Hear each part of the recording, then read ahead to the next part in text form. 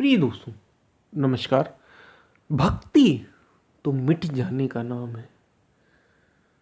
भक्ति मिट जाने का नाम है, समर्पित हो जाने का नाम है, एक हो जाने का नाम है। इसी पर हम वीडियो में बात करेंगे। भक्ति है क्या? भक्ति कैसे मिट जाने का नाम? उससे पहले अगर आप चैनल पर नए हैं तो सब्सक्राइब भी करें। वीडियो को पूरा सुनेंगे तो आप इसका अधिक से अधिक लाभ ले पाएंगे। पसंद आए तो शेयर ज़रूर करें।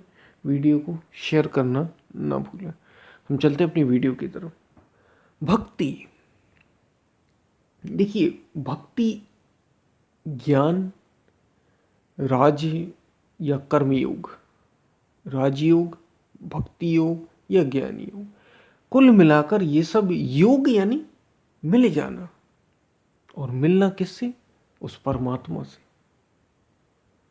तो ज्ञान योग हो, राजयोग हो, कर्मयोग हो या भक्ति योग हो या विचार से भी योग होता है, विचार योग। कुल मिलाकर बात है जुड़ जाने की। योग हो जाए, मिल जाए आप किससे? उस सत्य से, उस असीम से, उस परम तत्व से एक हो जाए आप, एकाकार हो जाए। उनमें से ही ये सारे जो योग के रास्ते हैं, इनमें से ही भक्ति भी एक बड़ा दुर्लभ है।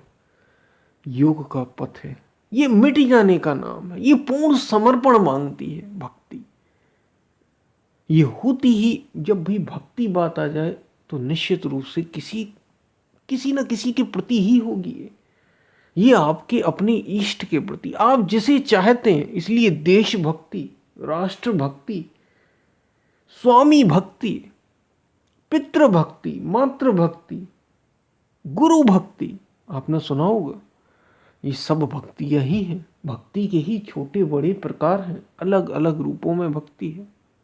यानी भक्ति किसी के प्रति की जाती है, किसी दूसरे के प्रति, और वो जिसके प्रति भी होती है, बस उसमें आप समर्पित होते चले जाते। लेकिन हम जब यहां भक्ति की बात कर रहे हैं, ये ठीक है, अलग अलग प्रकार की भक्ति है, सब में कुछ ना कुछ अपना। वैसे शुद्ध भक्ति तो आपको निर्मल ही कर देती है, वो चाहे किसके प्रति भी हो, वो ये नहीं देखती। लेकिन यहां हम जब भक्ति की बात कर रहे हैं तो हम सबसे ऊंची बात कर रहे हैं, क्योंकि योग का ये सबसे, संत हमारे महापुरुष कहते हैं कि भक्ति पहुंचने का सबसे तीव्रतम मार्ग है, सबसे सरल है ये। भक्ति बहुत सरल है। आपको गुणों का स्मरण चिंतन करना है, अपने इष्ट के, अपने चाहने वाले उस सत्य के, उस परमात्मा के, जिसके रूप में भी आप, चाहे वो गुरु के रूप में लेते हो या किसी देवी देवता के रूप में लेते हो या सीधे निराकार के रूप में लेते हो, बस उसका ही रात दिन चिंतन या ईश्वर के नाम का चिंतन करते हैं। उसमें डूब जाना है, समर्पित हो जाना। तीव्रतम मार्ग है ये पहुंचने का सत्य तक। लेकिन मिलती कब है भक्ति? समर्पित हो जाओ। और भक्ति में, जैसे संत कबीर कह रहे हैं, प्रेम गली अति साकरी, जामे दो न समाए। ये जो प्रेम की गली है, अति सकरी है। सकरी यानी बड़ी पतली, बड़ी पतली, इतनी पतली जामे दो ना समाए, वहां दो होते ही नहीं। जब मैं था तब हरि नहीं, अब हरि है मैं नाही। जब मैं था, मैं का अर्थ है यहां जब मेरा अहंकार था, मैं हूं, मैंने ये किया, मैंने वो किया, मेरे रिश्तेदार, मेरे अपने, मेरे भाई बंधु, मेरा देश, मेरा राष्ट्र, समाज, जब ऐसी मैं की बात हो, मेरा शरीर, मेरा मन, मेरे अपने विचार, ये जो अहंकार है, ये जब तक है, जब मैं था तब हरि नहीं, तब तक वो सत्य नहीं था, वो परमात्मा वो था ही नहीं। जब तक मेरा अहम भाव था, अहंकार था, तब तक वो नहीं था। लेकिन अब हरि है मैं नहीं। जब मैं मर गया, मैं मर ही गया, तो अब हरि है, अब वो है, अब बस वही बचा। तो भक्ति, ये हुई भक्ति, जो संत कबीर प्रेम के रूप में जिसे कह रहे हैं, ये भक्ति ही है जिसमें दो नहीं रहते। इसलिए कहा पहले कि भक्ति तो मिट जाने का नाम है, समर्पण मांगती। भक्ति में ये नहीं होता कि स्वामी और सेवक आमने सामने, तब तक तो भक्ति चल रही है, आप अलग खड़े हैं और आप जिसकी भक्ति कर रहे हैं वो अलग है। भक्ति में तो एक हुआ जाता है, भक्ति एक हो जाने का नाम है।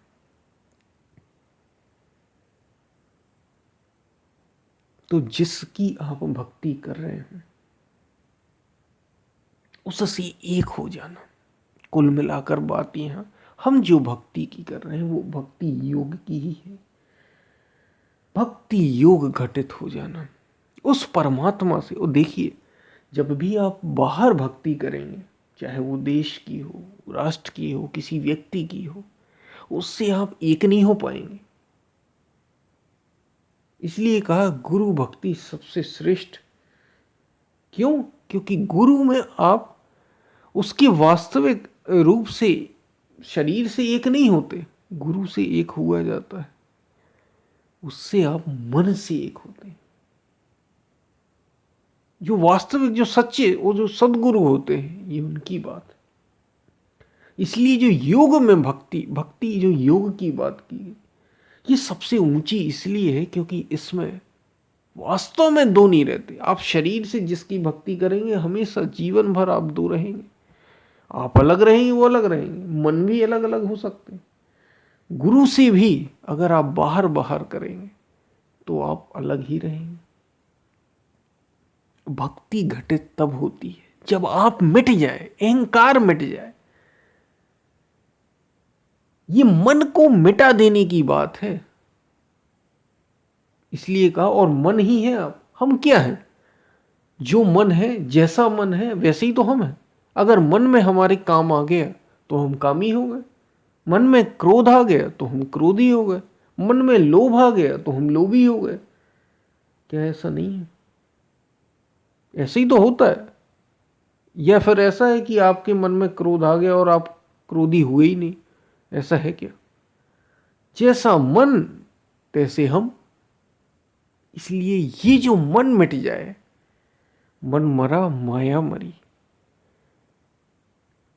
ये मन को एक कर देने का। इसलिए कहा मन के मिट जाने। भक्ति तो तभी घटित होती है जब आप मिट जाए ये जो अहंकार है। मन का अर्थ यहां पे अहंकार से, आपके विचारों से, ये सब मिट जाए और एक हो जाए उस सत्य से, तो भक्ति घटित होती, तो भक्ति योग घटित होता है। और ये पहुंचने का शीघ्रतम मार्ग। और एक किससे होना? गुरु से भी बाहर से नहीं, इष्ट से भी बाहर से नहीं, हृदय में जो बैठा परमात्मा है आपका, जो निर्गुण निराकार है, जो गुणों के परे है। सतोगुण, रजोगुण, तमोगुण, ये त्रिगुणमयी प्रकृति है जिससे सारा संसार चल रहा है, चाहे वो सूक्ष्म जगत हो या स्थूल जगत। इन सब को मिटा देने का, इन तीनों गुणों के पार हो जाने का, अस्तित्व से एक हो जाने का नाम ही योग है, भक्ति योग।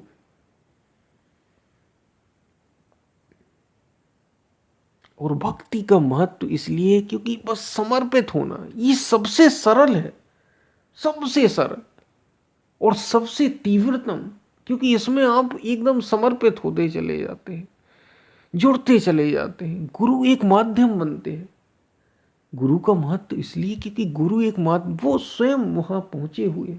इसलिए अगर आप उनको पकड़ लेते हैं जो सच्चे गुरु हैं, तो उनके माध्यम से आप वाकई में जो जानते हैं, जिन्होंने स्पर्श किया उस सत्य को, तो अगर आप उनका स्मरण भी करते हैं, उनके माध्यम से आप अपने ही भीतर बैठे उस सत्य से एक हो जाते हैं। जिससे वे एक हैं उसी से आप भी एक हो जाते हैं। इसलिए इस केवल समर्पण चाहिए। इसमें बड़ा तीव्रतम मार्ग है भक्ति योग। हमारे संतों महापुरुषों ने कहा पहुंचने का सरल भी, क्योंकि इसमें हठ योग में कई प्रकार की मुद्राएं करनी पड़ती, विचार योग में विचार ही विचार करना पड़ता है।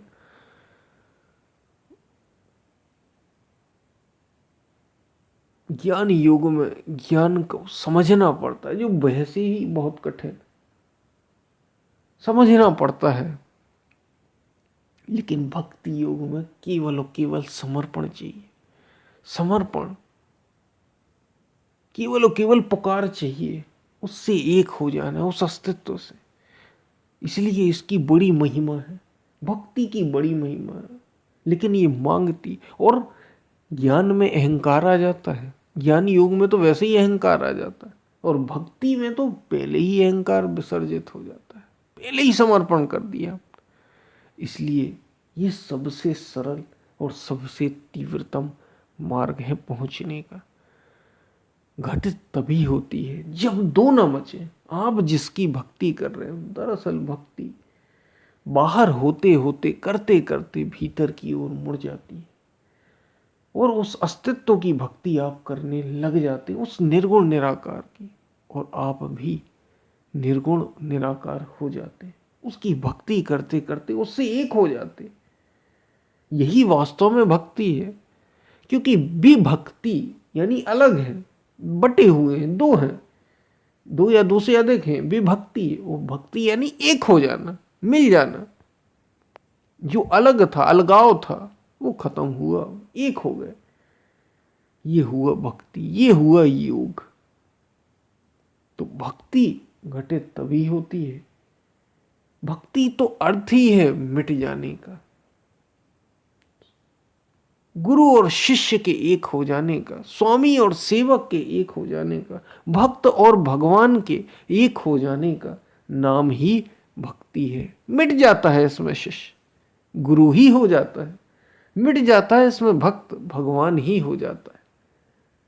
पूर्णता जो दे दे बस वही भक्ति है, और वो अपने अहंकार को मिटाकर ही मिलती है।